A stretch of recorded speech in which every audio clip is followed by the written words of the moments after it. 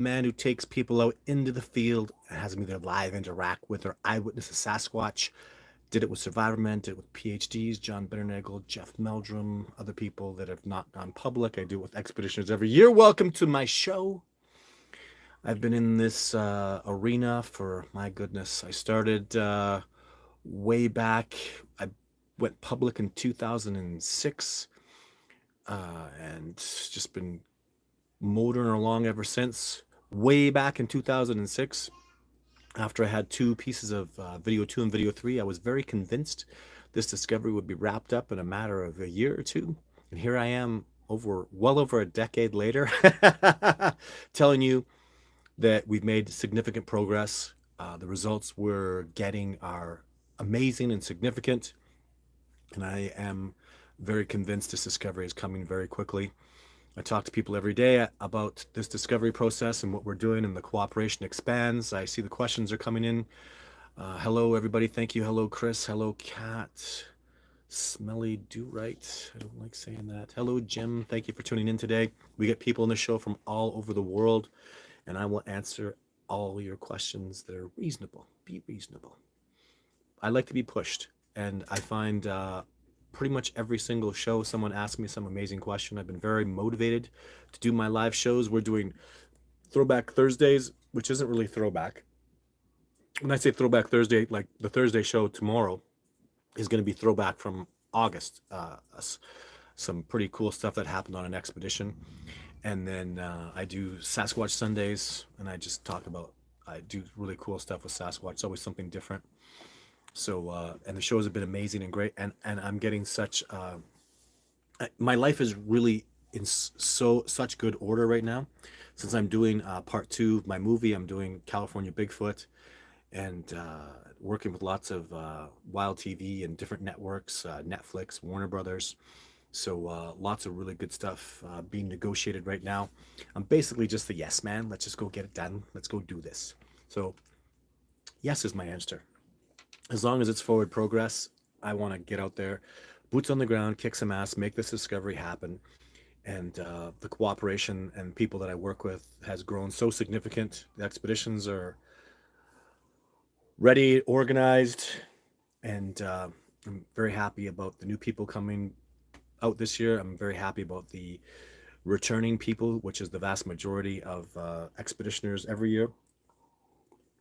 People that started expeditions with me have become trained trackers, trained researchers, and are extremely important to this discovery process. So there's some information.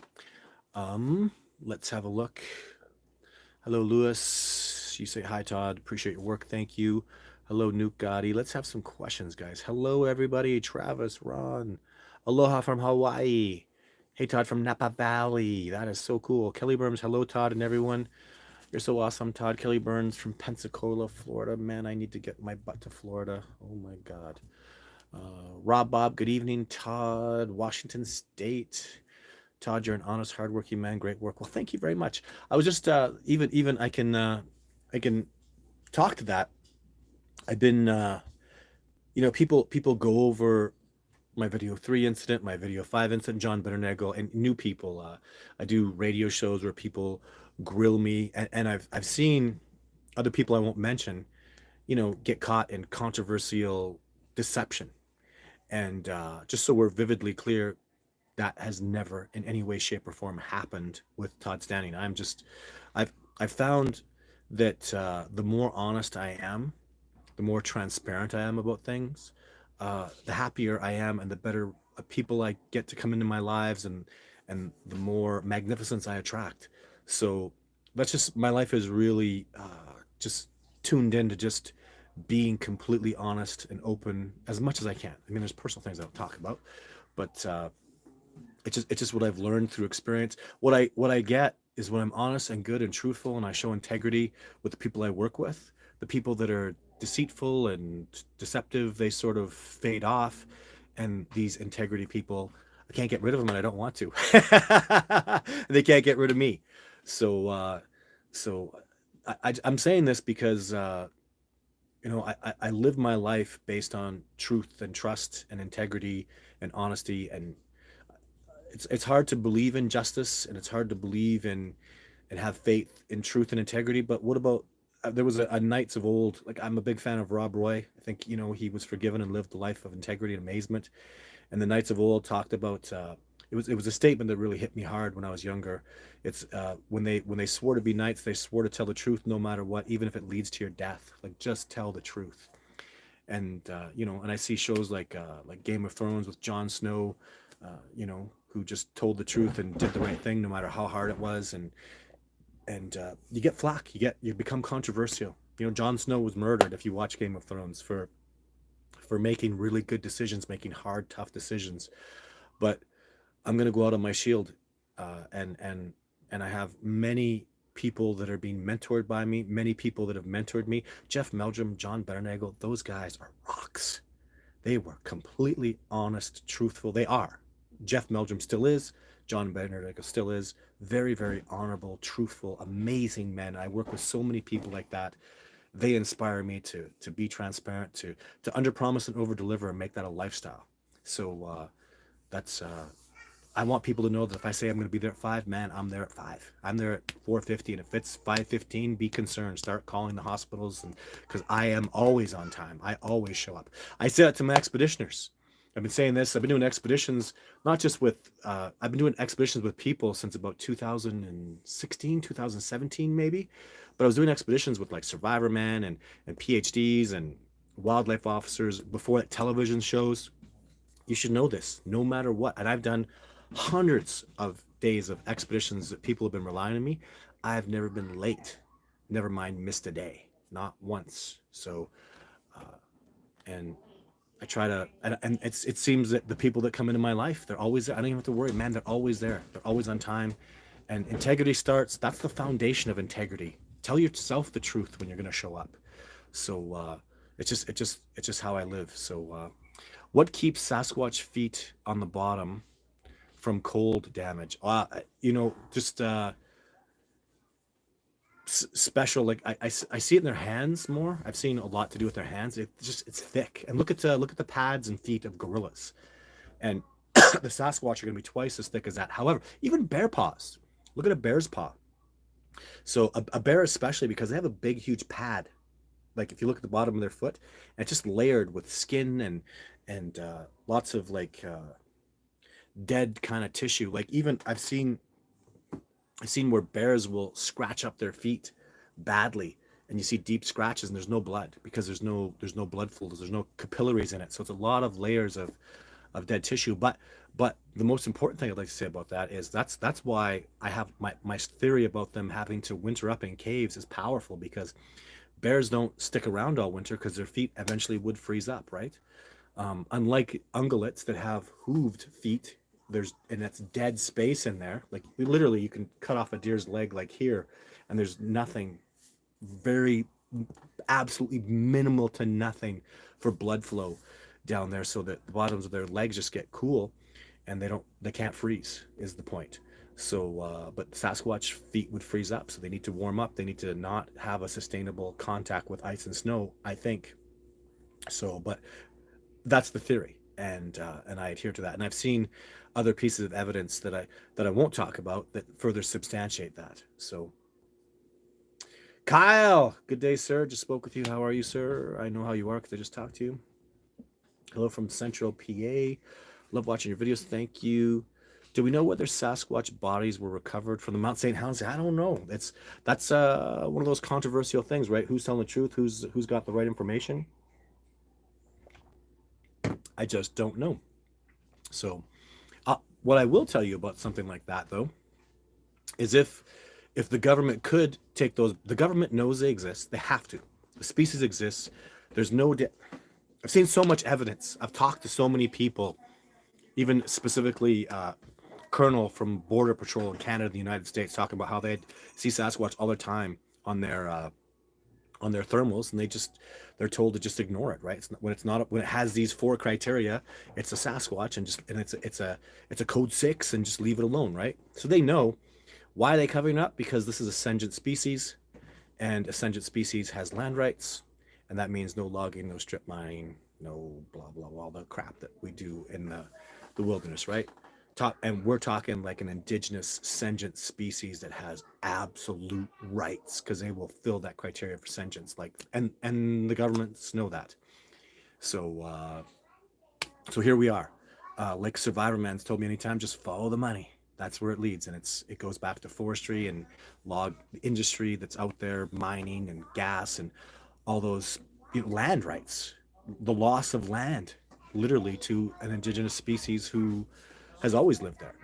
So that's what it comes back. That's the worst thing about this discovery. For the difficulty I'm going to have is overcoming that monetary issue of, what happens when they have rights, and we have to work that out because this discovery is coming.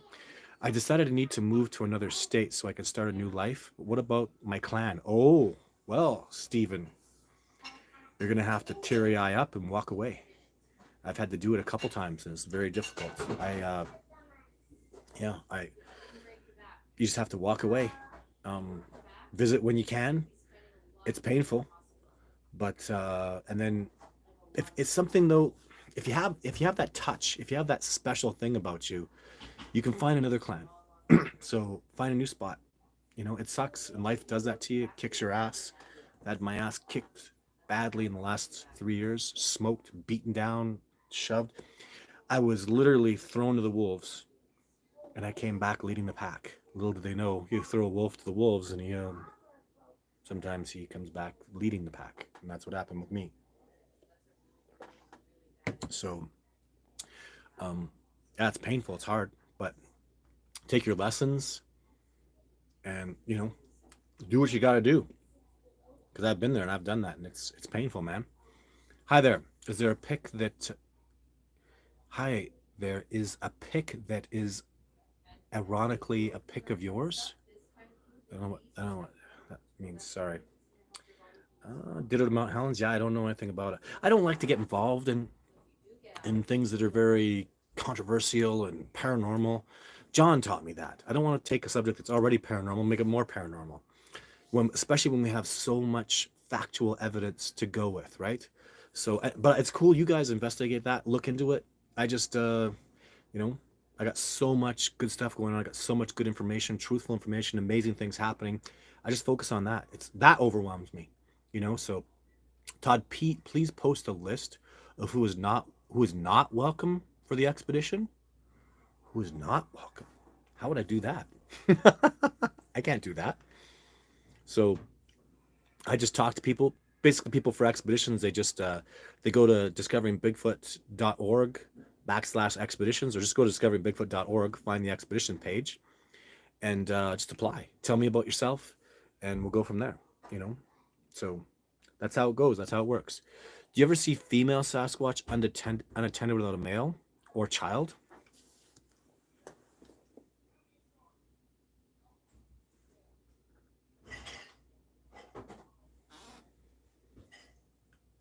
I don't think so.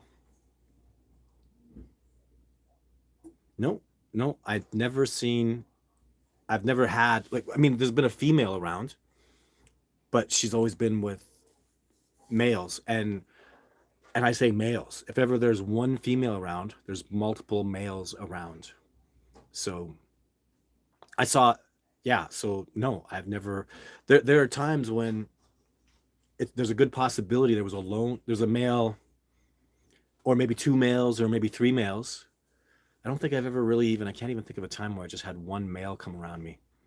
I would never even think that, because it's the clan, right? It's the group, it's the troop, it's the family. So I I've always had evidence, as far as I can remember, that there's multiple individuals around. Or maybe it's just a little bit me thinking that all the time. But anyways, never just like a female. Oh wait, okay, one time. Here we go. I had to think about it. That's why I stop and think, because I've been through a lot. So this is a story. So I was working in Montana with a gentleman that was there, and doing lots of research. The guy is totally authentic. He had a real Sasquatch video that I analyzed and looked at. It was real. It's a blurry video, but I investigated the spot. I found tracks up there that Sasquatch made. Like, the guy is not fooling me. I was 100.0% convinced that he had a Sasquatch video that was decent. I can't play it or show it because it's his video. I don't have the rights to it, and I don't. But Anyways, we're having good success with the Sasquatch out there. And, maybe Survivor Man was going to come do an episode there. All this stuff was happening. It was really cool. And then everything just stopped. Like all his success all stopped. It completely stopped. And then for a couple months, in about maybe 2 or 3 months, we had an incident where it was like a female approached us, a lone female. She was weird. She was acting strange.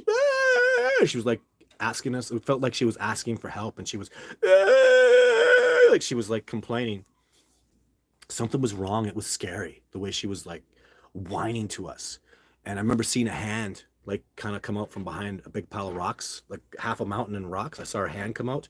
I was like, oh my God. So we start walking over there. It's like something's wrong with her, right? And you could tell it was a female, 100%. And then boom, boom, boom, boom, boom down the mountain, and you stop and you listen, and then you hear what it sounded like another Sasquatch just latch on her and beat her ass and rip her back into the forest. And when we heard the beating, we went over there, and we heard her get carried off, and man, she just screamed the whole time, squealed the whole time. It was brutal. It reminded me of a time I saw Kakanga beat up a female at the zoo that I study. I did a video about Sasquatch versus gorillas, to talk about the gorillas that I studied behind the scenes a lot, where they could touch me and I was like, only bars were separating us.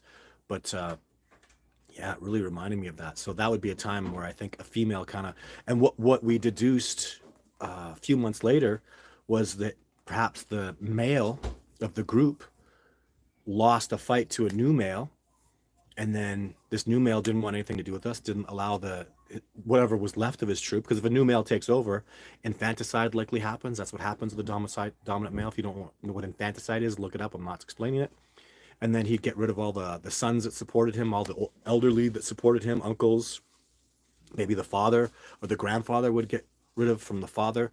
And then and just he wants the females, right? So he'd yeah, get rid of all the young so he could breed in his own. And that kind of seems like what happened. I know that's highly speculative, but something in my heart just told me like everything was so hot and then it all stopped. It was like there was a big trauma there. Something traumatic happened. And based on that female, so she was alone for a time, maybe half an hour, where she felt like she was pleading with us. I remember seeing that hand come out, and the hand was like this, really like, it was pleading, like she was like, help us, help us. And then that male came down and beat her ass. So that was the closest I can think of to just female. I mean, Jane, video 4, I filmed her, and she was there for an extended time, but she was part of the troop. They were all looking for me, and it was just her that stopped me from going up the hill. So I don't feel I wasn't alone with her, because what happened with Jane too is, in case you don't know this, is it was in a ghillie cloak. I called it, not a ghillie suit, but a whole cloak, lead lined, and it was a big device that I moved slowly, and it looked like terrain. And so I filmed her for whatever length of time that was. I don't recall off the top of my head, but it was quite a while. I was filming her. She'd pop her head out, and I'd film her, pop her head out and film her. And water was dripping from the tree and splattering on my cameras. Eventually, she was gone, and it was a male that came up behind. I know it was a male, and pulled me out of the ghillie cloak, pulled me right out. It's crazy. So I guess I was alone with her for a time too, but never just one time where it was just a female ever. All alone with the female. So hi from Toronto. Hello, Toronto. Hello, Toronto. Toronto is the third largest city in North America, y'all. New York is the biggest. Los Angeles is the second. Third is Toronto. So all you that think Canada is like Montana North, go to Toronto. A lot of people there. That's big city. Again, if you're from Chicago, if you're from Detroit, if you're from Dallas, I don't know, there's lots of big cities. Jacksonville's big. I don't know. Atlanta. You ain't bigger than Toronto. So Toronto's huge. Hi from Texas. It's going to be 25 degrees some more here. Well, it's minus 25 here. But I love the cold. I love winter. Hey, Todd from Bald Knob, Arkansas. Cool. I've never been to Arkansas. I'd love to. You guys need to check. Brink Dude has pics of a real Japanese Bigfoot carcass. Cool. People are sleeping on this. Please, please, please look it up. Japanese Bigfoot. Okay, people can go do that. This is from Chronic Awareness. Something about a Japanese Bigfoot. And hey, oh, so James, thank you, James, for tuning in today. And you're a mediator. So go.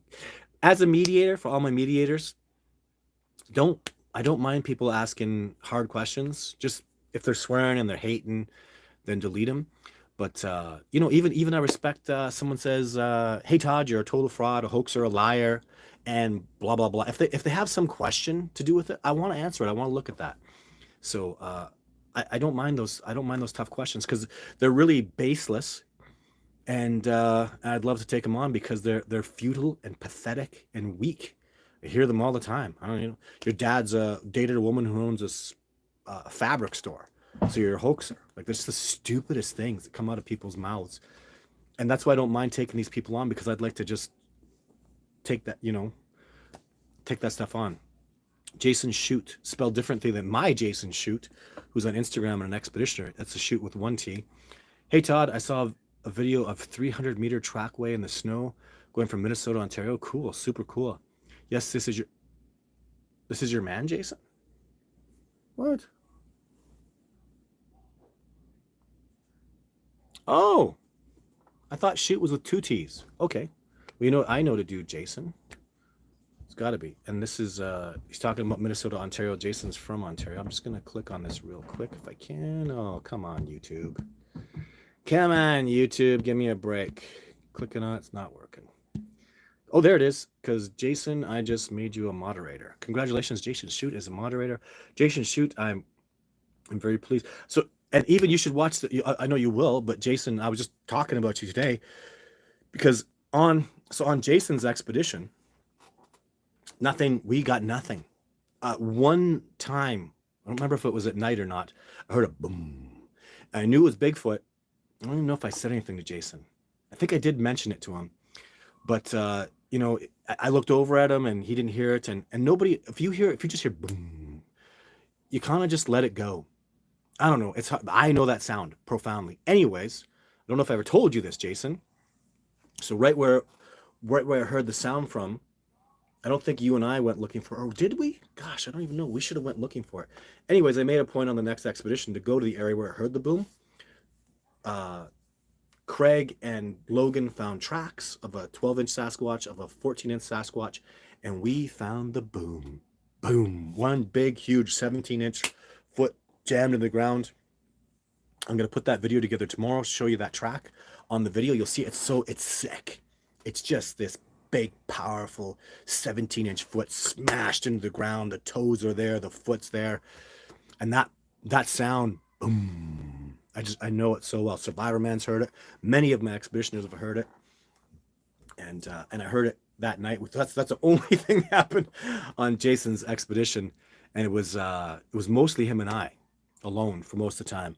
We learned a lot. We had a good time. And he's a permanent colleague. I mean, he's just a really cool guy. He's on Instagram. He does amazing dog training. And he's got some excellent, really cool martial arts skills. I'm very well trained in martial arts. He showed me arm bars with little katana sword sticks that were really cool. I was very impressed with his work, and I do that stuff with my son now. So he does those Game of Thrones guys, that greatest swordsman of all time, 2 swords in Game of Thrones, does that episode. He's learned that craft of how to fight with 2 swords, and extremely well. So anyways, Jason, tune in for that. Everybody tune in for that. Tomorrow will be the Throwback Thursday video. Very, very cool stuff. So hi from Georgia Mountain. Please tell the story of the time you saw the military helicopters fly. Well, there's really not much to tell about it. Because I don't see, and so this is where you're not correct. So I don't know if it was a military helicopter. I know it was a helicopter. I saw 2 lights. It flew into an area where it flew into the right spot where the Sasquatch hotspot of my Nordegg location. No lights, just the red and the green. Was it red and green or red and blue? Anyways, 2 lights. And then the helicopter goes in. What did it do? It landed. I heard World War III. Never, like, we're out in the wilderness where you can go, a squirrel literally farts at 200 yards and you can hear it dead silent. You talk out there like this and you can hear it 20, 30 yards. For you civilized people, you don't know quiet like this. When there's no wind, sound travels like you wouldn't even believe. And that's with our crappy hearing. You hear that good. So to hear the place erupt in automatic weapons fire, I literally couldn't, when I first heard the sounds, I never heard anything like that in real life, ever. I've never heard an M60 or an Uzi or anything those guns fire in real life. And I was here in the silence of the wilderness, hearing multiple weapons. I couldn't even, I was like, what the hell? The expeditioner that was with me, my colleague at the time that was with me, I got her up. She's from California, US. She never heard anything like that either. After about a few minutes of it, I was like, man, that's guns. That's like automatic weapons. And then I saw the helicopter pull up and then fly straight out. So it flew in, flew in. So let's say I'm here. It flew in, landed, went up, and kept going like that. So I don't know anything about bodies. I never found bullet casings. I'm not absolutely sure where the helicopter landed. It was an old abandoned helicopter landing pad. I saw no evidence of it landing there, so I don't even know where it landed. But I don't know anything about flying off with a dead Sasquatch either. So that's pure speculation. I never said anything. Never found blood or hair, nothing like that. And yes, and I went into that area and I had a pretty good look. So it's hard too because it's not like, this is pure wilderness, like crazy bush, and it probably flew in 5 miles away from me in some direction. And this is hard. That area is the harshest area. There's nothing there, just old growth forest, crazy bush. So yeah, it was hard to know. I don't know what the hell. So you can make that speculation. I don't know. So hello from Indiana. What keeps Sasquatch feet from cold? We talked about that. Rob Bob will do. Thanks. Royal Creations. Good day, sir. Shalom Aloka. Peace to you. Hello. Peace back to you. I like peace. Peace is good. Something Jason taught me is I am peaceful because I can be dangerous. People that are not peaceful, people that aren't dangerous, aren't peaceful. You're peaceful not by choice. You have to be peaceful. You're not a danger. So don't miss any of the live shows. Subscribe to Sylvanic Bigfoot. Thank you. Andy, is your dad in here today? Andy? Hope you enjoyed the show last time. Hit the icon bell for alerts to live shows. Live shows every Wednesday. And there'll be Thursday show. I'm literally having so much fun. I am going to, when I go on expedition, I normally don't do, the live shows will stop on expedition, obviously. But the Thursday, Sunday shows will not. In fact, I may just do some kind of Q&A. It won't be live, but I might do some Q&A. I don't know. And actually, if I can find one of those Elon Musk satellite phones, maybe I will do live shows. I just love this stuff. I love connecting with you guys. And I want to keep the momentum of the show going. So how long till the world realizes the truth? Like I say, excuse me, 4 years, 20, I said it in 2021. So 2025 in 3 years, sometime in 2025, the spring and summer of 2025, I'll be working hard on a DK book with all my Sasquatch photographs, talking about the breaks and everything, because they'll be an accepted species. A DK book they're really cool. They're books like it's a gorilla book, all about gorillas and the things they do and their anatomy. And that's what I want. I'm going to do a DK book when the species is accepted as a reality. So I'll be making that book, and I want to be released in the fall of 2025 for the accepted species.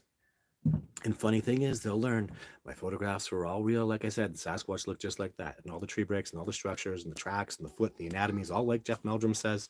Going to be a big shocker, or not. So, Todd, you're honest, but don't share everything with strangers. You're right. So, there are certain things that even it's not appropriate. I don't know. It's just there's lots of things that just there's no point in talking about them. Even expeditioners. I don't know, it takes years before I can get them, go through the rings with them. And until the student is ready, when the student is ready, the master will appear. And it's the same thing. When the student is ready for knowledge, they'll receive it, and not before. So, because man, there are trials and tribulations like I have. We've got some blood to shed. We've got some suffering and agony to do. I'm talking Kyle and Craig and, Jonathan and all you guys that really want to dig for this stuff. So you guys want to bleed, you want to fight for it, I'm going to put you guys through some pain, right? There's some stuff. And then I got James and Stefan and Daniel and stuff. I'm not going to bleed you guys, but we'll put you guys through there's still so much for me to teach. I have so much more so that I'm going to help you guys learn, and what a wonderful journey. So Todd, I want a job. Me and my beautiful girlfriends, we're going out to search for Sasquatch. We'll be naked and not afraid. LOL, Kelly Burns. Will you think about it? I definitely have to come to Florida. It's really on my list. So uh, funny you mention that. I went naked for Sasquatch once. So I was actually with a colleague, and it was in Montana, and I was having just a day where I was like, man, Montana was so hard. It took me like 2 days to drive there and 2 days to drive home. I had my little boy that I had to be away from. I was gone for 10 days. It was hard. I was like 8 days into the 10-day expedition. I was leaving, within, I'd say, 24 hours. And I was like, man, nothing happened. And all the money and all the time and all the separation from my family. And we were up in the boonies. I couldn't even talk to my family. No cell phones worked out there. So it was hard. And I was like, man, I'm just going to get naked and dance around for the Sasquatch. And maybe I shouldn't be telling this story. Truth is, I do extreme stuff. That's why you're here. That's why you're watching me. You're not watching me because I just am a regular, ordinary guy who doesn't take any. I take risks. I, you know what? I'm afraid to not walk away. I'm afraid to walk away and not have put 100.0% everything I had into it, my heart and soul, in anything I do. And, and I don't usually have to face that fear because I put 100% in everything I do. If I had to walk around naked for a week to get some Sasquatch, I would, whatever it takes. I walk around barefoot. I've risked my life so many times, and it was all worth it because, well, I'm still here, right? I still made it, and yeah, I would do within ethics, and I'm pretty comfortable with nudity. I always have been.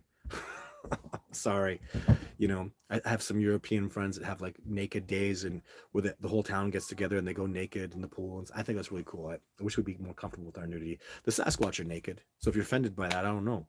I tell you, I've seen the Sasquatch frontal nudity, and those boys are naked. When you look at the Patterson footage, her breasts are sticking right out. They're not covered with nothing. And I've seen a female Sasquatch with her breasts; they're open, right? So they're real comfortable with their nudity. So Bigfoot in Japan is easier to find and get proof. Please look it up. Japanese Bigfoot carcass hill about. Just look through it, guys. It's our Chronic Awareness is talking about it. It sounds cool. It's very interesting. That's what this is all about. Networking, talking about stuff. It might be something cool. Somebody go look at it. Uh, yeah. Hi Todd. After having seen your show regarding structures, do we have do we have an reason as to Sasquatch build up TP structures? Oh, so that's so. What do they mean? What do they signify? Um, and the answer is we just don't know for sure. I think I'm speculating. I have ideas and theories I'm working on, but it's really speculative. What I think I need, what I'd like to do is empaths are real, psychics are real, and I work with people that have these gifts. I'd like to see if I can get different empaths to get a reading on what this structure means and see if I can find correlation between the two analyses, right? So, just as an example, I was out on an expedition. I had two female empaths in the vehicle, and I felt a Sasquatch. And we went past the spot where I felt there was a Sasquatch, or I could feel him. And both the girls were like, "Whoa!" They had headache rushes. They felt profoundly something was watching them. And then I separated them, and I said, "Where'd you feel it?" And they both said the exact same spot where that Sasquatch was. I didn't see him. I felt him. And I don't talk about this a lot. I could feel he was up on that ridge. I even know who it was, Kubota. He's got like this kind of sinister, powerful presence. And he likes females. Look at the Ina story, right? And I was with two very pretty ladies, right? So beautiful, like they had like really special inner beauty, if that makes sense. That matters a lot to me. And both of them independently said the same exact area they felt it. And that to me shows like 360 degrees, guys. And they both said exact same direction. So that's three of us all confirming that we felt something up on that ridge. So there was no point in going up on that ridge to check for anything. I know there's breaks up there. It's a hard hike. We had other plans for the day, and if indeed it was Kubota, which I think it was, he'll just follow us back up through the ridge. And I didn't want to scare the girls, so um, yeah, that's the way it laid out, and I was very impressed with that. So if I could get something like that with the structures, I could get somebody. See, even imagine. Okay, let's talk about this for a second. So I talk about heart tracking. So the reason the native people were such incredible trackers, can't believe they could follow things. It's not a miracle what they were doing any more than it's a miracle that dogs smell scent particles. People, empaths, can feel those scent particles or energy. I've seen these native trackers do that. They feel it. They call it heart tracking because they use their left hand with their heart. It's the heart side. They all do. And you can see that in old pictures of old native trackers. They're always, when they walk, you see them like they're using that hand. I've seen old photographs of it, like a native posing for a tracking shot, and he's got his left hand out there. So that's what kind of cued me to it. My teacher did it, and the greatest tracker I've ever seen, who has passed away. He was young. He just passed away because he was an alcoholic. He was native, but he had a horrible ending to his life. But he's, anyways, these guys, that's all they did is they followed the feeling of the scent particles. And I know that's what's happening. So imagine another level where the Sasquatch can come along to where a tree break was and remember what happened that made that Sasquatch make the tree break. Was it a hunter that pissed him off? What if he puts that energy in there? This man made me angry. He was harming our elk. Feel that into the tree. If you leave that energy in the tree. I had a woman who was an empath. I'm probably going to, she was for an episode of Wild TV, a very empathic girl, Natasha. So you'll see some of her work. Anyway, she literally went to a tree break and put her hand on it and just started to cry. She's like, "Ah," but it was not like, it was just too much emotion that she felt, right? So I asked her. She walked in Sasquatch tracks, and I could see her whole aura, her whole personality just sort of shifted from this really nice, gentle, tender, nurturing, loving young girl to like there was a seriousness about what she was feeling. She knew there was energy in these Sasquatch tracks she was stepping in legitimately. And when she touched that tree break, she literally just broke into tears and started to cry and kind of laugh and cry. It'd be weird to just see somebody do that. It is, but I understand and I appreciate that. And I thought it was a really beautiful moment. She literally like tears were almost shooting out of her eyes. She's like, I never cried like this before. Like, what the hell? Like a laughing cry because she was feeling energy from that break. So, and I've never seen anybody do that since. So I try to get the empaths to touch the brakes and feel things. And I never had anybody overload with emotion like that. But that might be what the breaks are about, is if you're an immensely psychic being like a Sasquatch is, they live and breathe and are bred to be psychic. They live at higher altitudes where it's not efficient to verbalize. When you're a big, giant, huge biped, 5 times the size of me weight-wise with muscularity, you're going to suck a lot of oxygen. So to communicate verbally is going to be difficult. Why not just use that, develop that? And that's what the Sasquatch have done. It's very clear to me, very, very clear to me. So that's why empaths feel them so strongly, because they are the strongest of empathic ability, right? So perhaps they're leaving that. And we've seen that in how many detective shows have you seen where the empath touches a hat and gets feelings from it and touches this and there's energy in it? So I believe the Sasquatch are literally putting their hands on those brakes and they're breaking it and they snap that tree and they feel that emotion, that thought, that thing that made them make that break. And can you imagine? And then the Sasquatch can go tap into that. And now, and this is not just paranormal BS. Watch that miracle fungi might even have to do with, they might even just be able to touch the fungus on the bottom because the trees communicate through that. Like these are facts, guys. Like the rich knowledge that we're learning about animals and terrain and plants and the earth and everything around us. Very powerful stuff. Very, very powerful stuff. So, and it's really, we are all connected, because you know what? I'll tell you something. You better understand this damn well. You are literally star dust harnessing star energy. Like all this energy coming out of my mouth, this is all from the sun, all of it.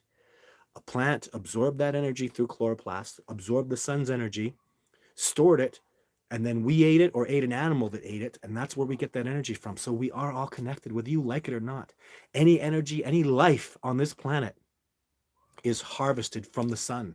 We are literally stardust harnessing star energy, all of us. If we all come from that same source of energy, and there's no arguing that, that's a fundamental scientific fact. We are connected through the most rudimentary foundations. All our energy is the same. And I'm not talking just people. I'm talking animals. I'm talking plants. We're all connected, guys. I mean, how preposterous! How can you not see that? Trees create oxygen, and we carbon dioxide, and then we switch it. We need each other. We're connected. But that fundamental energy, that's what I've taught my children. We're sun worshipers. I worship that big, bright, beautiful thing in the sky. And the more you get connected to nature and the wilderness, the more you know, man, that thing is everything. I pray for that thing to come up. When I get less sun, it gets cold and I can't survive as well. Like, that sun is life force energy more than that. It's so important. And everybody, everywhere, every bit of energy. If we're fighting each other, we're using the sun's energy against itself. Don't you get it? Can't we start there? Start with that connectivity. And it separates all the we're Americans, you're Canadians, they're Russians, and I'm the communists, and we're What the hell? You're a Republican, I'm a Democrat, I hate you. You're a vaxxer, I'm an anti-vaxxer, I hate. No, we're all the same. Why do we have to fight? So anyways, that's my strange philosophy, and I'm very happy with that thought process, and I feel that just makes sense to the Sasquatch too. So and they're literally the teachers of the Native American philosophy, religious philosophies that are beautiful, and I have profound evidence to substantiate that. So they're very aware of this, and they're very aware of the connectivity, and they're very aware of how Mother Nature, we think we're separate. We think we're gonna verse it and rape it and defile it and get away with it. We're not. Or we better fix it, because we're gonna lose. You don't verse nature. You think your technology keeps you all safe? You think your tech? It's not, man. These viruses are bumping back. Viruses are nature. You're not meant to live like a bunch of sardines. Don't you see that? We're meant to be space. We're meant to get out. We're meant to be free, and we have to be strong. And Darwinism is going to happen. Nature's going to find a way to thin out the population, whether we like it or not. And we can nuke this planet, and we can wreck it and destroy it. Cockroaches will survive. Something of nature. Nature will come right out of that and start all over again, just like it did with the dinosaurs. There'll always be life here on Earth, no matter how much we mess it up. The question is, are we going to mess it up so bad that we can't even survive, right? And that's why I work so passionately for this discovery, because in wildness is the preservation of the world, and Sasquatch are the ultimate strength and knowledge and philosophy in wildness. And we need that right now. We need to reconnect it. And that's why I get up early every day and I stay up late. And I'm so devoted to being a Sasquatch researcher, because I care about this planet immensely. It's a beautiful planet, and I love nature, and I love the wilderness, and I want us to reconnect. Oh, Kelly Burns wants to be the next missing 411. Oh, sorry, I laughed. No, she doesn't. She'll be okay. Okay. Todd Stanton equals best researcher. There's never been a best researcher competition. If there is, I won't show up for it. Just, I have my own thing that I do. Todd, does the U.S. government know about the existence of Sasquatch? And if so, again, I talked about that earlier, Joe. Watch the show from the beginning. Being on time is everything. Oh, crap. I'm late for James.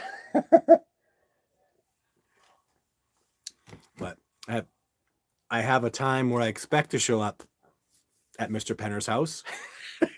But highways and rains and 3 children under 4, that'll slow you down a little bit. Asking to pee every hour. How could I convince someone that your footage is real? You can't, Ben. You can't. I don't know. No one's ever disproved it. And this is always what I want to say. Don't take my word for it about the footage. Come up with me and I show you a Sasquatch. I've been saying that since the very beginning. The very first thing I wanted to do. So this is what you tell people, Ben. Ben, this dude's not sitting there saying, hey, this footage is real, just believe me. He's saying, I'll take you out and show you Sasquatch. Please, Fish and Wildlife. Please. Who I don't know. You put the name out there. Who do I have to take?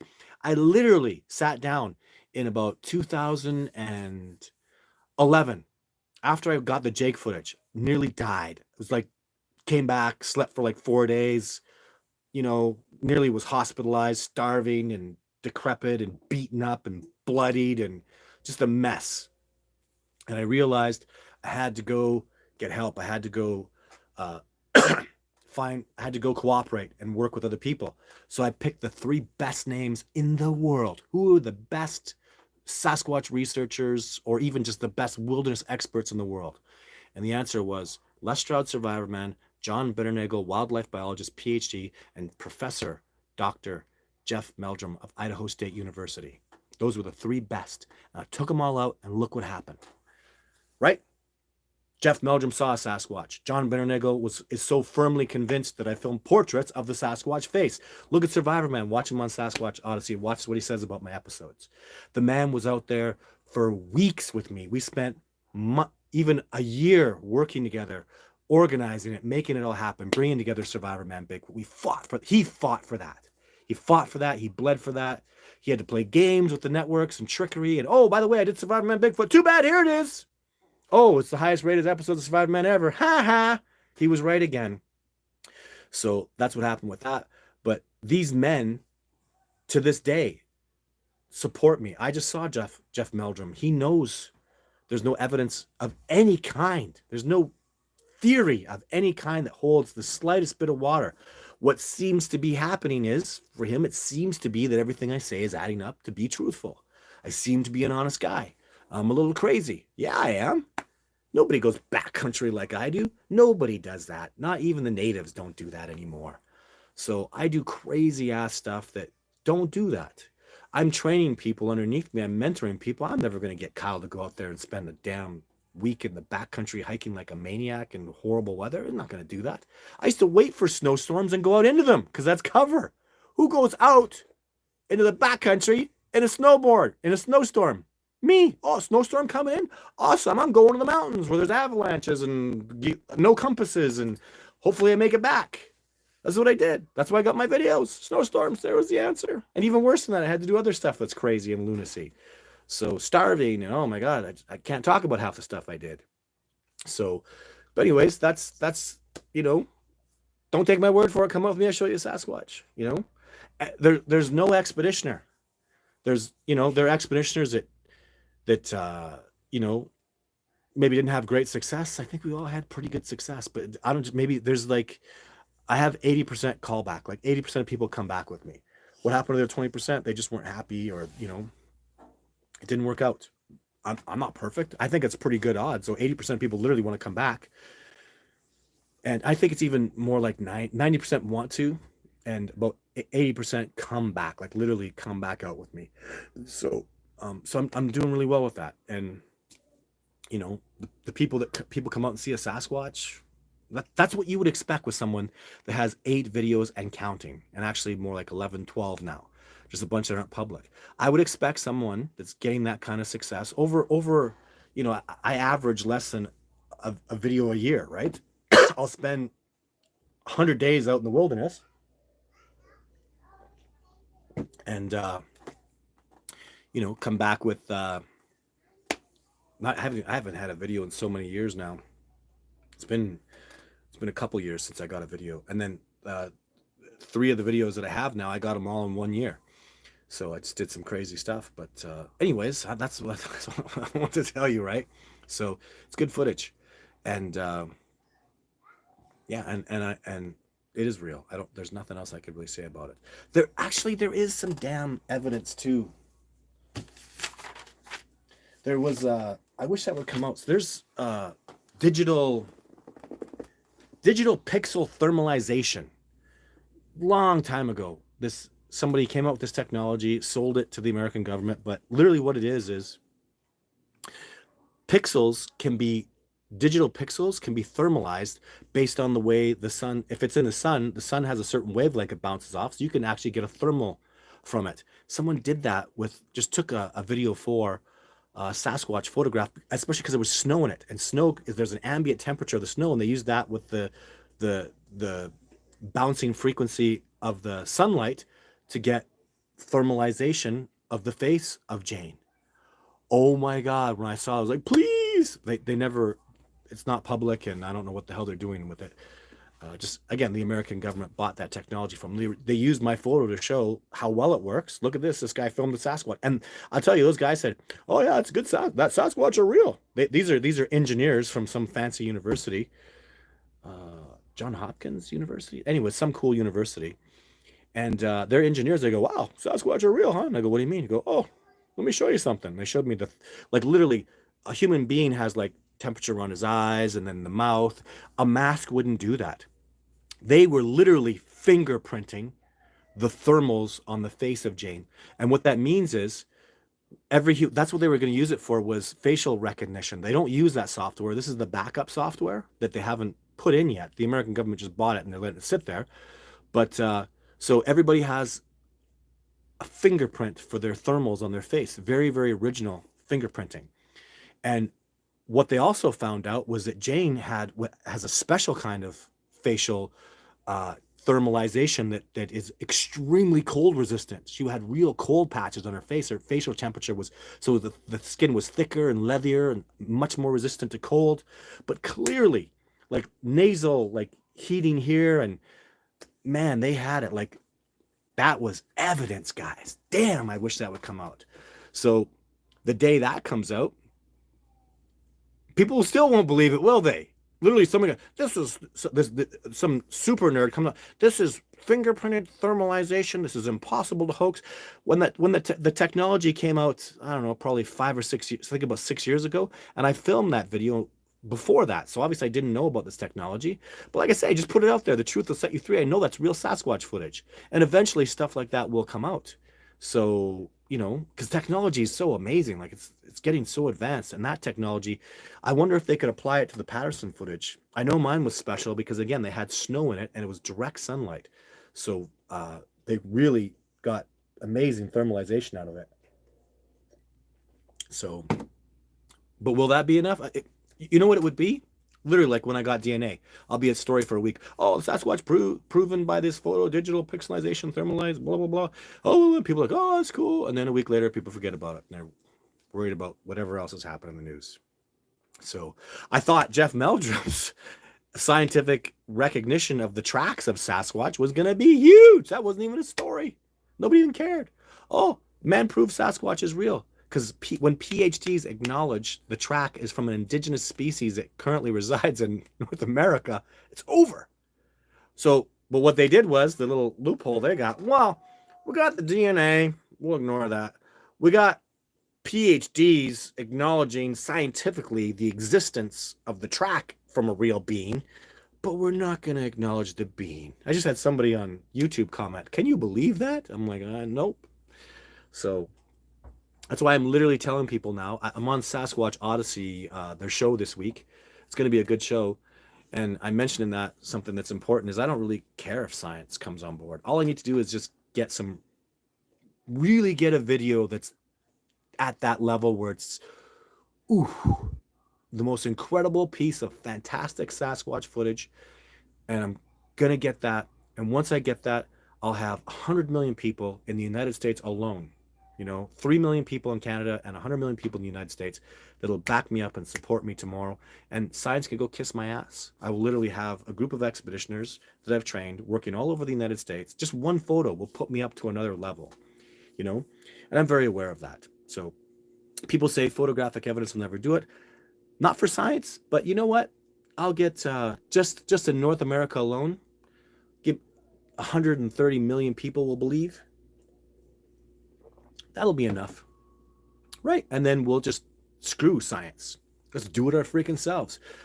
Wait a second, we are science. We explore and we focus on the truth, and I'm looking to learn repeatability in all the information that I'm deriving based on science. I love science. Science is my foundation. So I accept it and love it and adore it. And, so if they don't want to come, heck with them. That's my nice way of saying it, my PG way, right? We'll do it ourselves, and we can. Even just with what's going on with you guys. I'm doing it right now. That's why I'm here. That's why I'm trying to get this cooperation. Tell people about Todd Standing. Watch the videos. Let the commercials play. I get 0.0006 cents every time you watch a commercial, and it pays for my Sasquatch research. Make a donation if you really care about this research. If you really, really care, go to Patreon, become a monthly donator. $5, 20 bucks. If you're rich, $50 a month. If you really care about the discovery of Sasquatch, this is what I do. Bigfoot. That's a photograph of Bigfoot. This is a photograph of Bigfoot. Can't see it. That's a photograph of Bigfoot. It's being shined on. I do Bigfoot. That's all I do. I do film for Bigfoot. I do expeditions for Bigfoot. I work on my electric bikes for Bigfoot. I fix up my trailer and have a truck for Bigfoot, right? So that's what I do. So all I do. Todd, me and girlfriend were walking in the woods here in Bar VT and found 2 trees about 15 to 20 feet and were crossed with the roots of the tree up and top in the ground. Well, if you can rule out people, I mean, if there's a tree, if the tree's in the ground, like jammed powerfully in the ground, and you're seeing an X, it means don't go past there. I'll tell you about it now, because this is the end of my show. So if I'm out in new Sasquatch habitat, they love this. And I see a Sasquatch trackway and I'll start following it. And boy, that ticks them off. You don't follow their tracks. They weren't prepared for a tracker to show up. And they see that I am an excellent tracker and I can follow their tracks. And I'm going to follow their tracks right home. But no, I don't. What I do out of respect is I clearly will follow the Sasquatch trackway and I'll follow at a distance, maybe to get them a little uncomfortable. Then I'll take 2 trees or 2 big branches and I'll put an X right over top of the tracks and I'll jam them in the ground and I'll leave that X. And what that's saying is, respect, brothers and sisters and Sasquatch. I am a tracker and I stopped tracking you because I don't want to follow you home. I can track you and I am following your tracks and I am here to interact with you, but this is your home. And the X means I'm not going past that. And what'll happen is the next day or the next few days, they'll come around, leave tracks for me again. And they'll see me follow them a little bit, acknowledge it, get an indication of there's a male, there's a female, there's a big guy, there's a small guy. I'll get that reading and then I come back and they'll go, man, this dude, he's just respectful. This dude just gets it and he can follow us. And I go and I give them gifts. And I love nature and I'll eat the plants and I'll be respectful to the animals and they'll test me with sounds and I won't freak out about them. I'll show calm and serenity and peace. And to them, that's integrity, right? Make a big loud sound. I go, ah! Or do I go, what's up? Right? So how do you want to react? You want to whip your head around and act like someone that's twitchy, someone that's on edge, someone suffering from anxiety and depression? Woods is my second home and man, I'm comfortable out there. And when I hear a sound, I'm going to calmly react to it, think my way through the situation, show the peace and the serenity, and they'll come to you and have fun and love it and laugh. They like that stuff. Tell some jokes, make people happy, walk around. That'll attract them to you. Get all serious and cross your arms and that's not going to work. You're not fun. You're not going to be playful. They want someone fun and exciting and intelligent. All these things. That's why I can go into a new Sasquatch habitat and just get really good success really, really fast. And that's why I'm going to do some traveling around and go to other sites. So there's more to it. It might be that I'm in the universal consciousness of Sasquatch, which is probably the most likely thing. They remote view and remote speak to each other. Remote viewing and remote speaking is absolutely real. Watch Third Eye Spies. If you haven't, I did a video on it. And so I'm likely in the consciousness. Other Sasquatch have communicated to all the Sasquatch about me, so they know who I am. They know my footage is real. They feel it in the universal consciousness when my video goes on CNN or BBC or some major news group, and all people start looking at it. It goes into the air. Something happens. The natives have taught me that. It's very, very clear that stuff happens. So that's the most likely thing. But even if you want to get right down to brass knuckles, like say, okay, well, I'm not going to buy that, but I go out there and I have an energy and I have a calmness and I have a serenity. And it's like a dog guy or snake guy. The snake guy sees a snake and goes up and King Cobra pops up and he manages it and deals with it, grabs the snake, puts it away because he knows snakes. And I know Sasquatch. I know how to react. Like, look at New York, man. If you didn't see those episodes of New York, Sasquatch came around me. I turned my back on her and backed up to her She never saw nothing like that in her whole life. Man, she was trying to scare me, and this crazy Canuck gave me his back and walked up smiling, going, "Oh man, this is so fun." Happy, knowing she wouldn't harm me, knowing that was a Bigfoot, not a bear or a wolf or a mountain lion that would kill me, right? So that's some really good information, guys. Really, really good knowledge. So thanks so much for tuning into the show today. I don't even know, man, how many questions did I get to? Let's look at this. Like, whoa. I am just scrolling down. There are literally hundreds of questions I didn't get to. Just come back to the show next week, guys. So, oh my God, look at it. This is, dude, it's like whipping down there. Oh my God. Sasquatch knows about your videos. What? See? So anyways, lots of stuff there, guys. So thanks so much for tuning in today. Just keep coming back to the shows. What I'll do is I'll just I'll try to randomly go down a little bit and whip through some questions a little quicker, because man, there's like hundreds of questions here. So and another good thing to do real quick too is Discovering Bigfoot Facebook page. That's where Kyle and James and Jason and half a dozen other expeditioners, Matt and Bob, I hope, and just tons of people I hope are getting out there and getting on that Discovering Bigfoot page. Those guys, they're family to me. They're extended family, truthfully. I go out with those expeditions. I bleed with those guys. So many people, those guys that know me so well. Jason and I got along like peas and carrots. We just had instant chemistry. Iron sharpens iron, right? We just had instant chemistry. James and I have been working together for years. He's become a friend. I go stay at his house. He knows my mom. You know what I mean? So these guys, they're just extended family are out there. I'm really close. Just even on a personal level, you talk to Logan, you talk to Craig, you talk to Kyle. These guys know my whole life. They know personally. They all got an email from me for Christmas about the incredible thing that happened to me for Christmas. Like, these guys, they're just wonderful, wonderful people. And they can literally, you impress them. Hey, Todd, guess what? What's up? Hey, this guy, you got to talk to him. You know what I mean? So I got my people out there, Phil and Amanda, bigfootencounter@gmail.com. So anyways, that's the show for today. Tomorrow's Thursday. I'm working on my video for it right now. Got my computer over here. Get that video all finished up. It'll be a good one. And Thursday, so it's Thursday, Sunday, Wednesday. I'm here, not going anywhere. Thank you so much for tuning in. I hope you learned something from this wonderful time that I got to spend with you guys. And I'll be back next Wednesday for the live show. And tomorrow will be another excellent, amazing video. So look forward to that. And I'll talk to you soon. Take care.